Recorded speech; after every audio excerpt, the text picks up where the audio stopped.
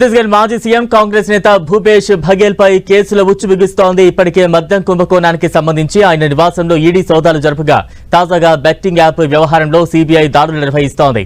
రాయ్పూర్, భిలాయ్లోని ఆయన నివాసాల్లో సీబీఐ అధికారులు తనిఖీలు చేస్తున్నారు. బఘేల్ కు అత్యంత సన్నిహితుడైన ఓ సీనియర్ పోలీస్ అధికారి ఇంట్లోనూ ఈ దాడులు జరుగుతున్నాయి. మహాదేవ్ బెట్టింగ్ యాప్ వ్యవహారానికి సంబంధించిన కేసులో ఈ తనిఖీలు చేస్తున్నట్టు తెలుస్తోంది. 6,000 కోట్ల విలువైన ఈ మహాదేవ్ బెట్టింగ్ యాప్ కుంభకోణం వ్యవహారంలో ఇప్పటికే బఘేల్ పై రాష్ట్ర ఆర్థిక నేరాల విభాగం కేసు నమోదు చేసింది.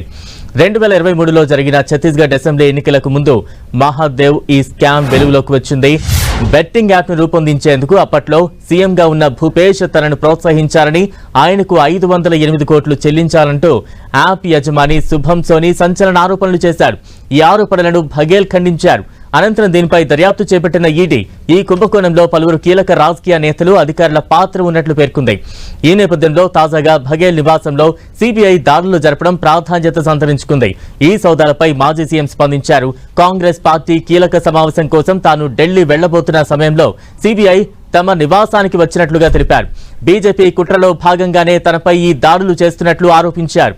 ఇటీవల మద్యం కుంభకోణం కేసుకు సంబంధించి బఘేల్, ఆయన కుమారుడు చైతన్య నివాసంలో ఈడీ అధికారులు దాడులు నిర్వహించారు.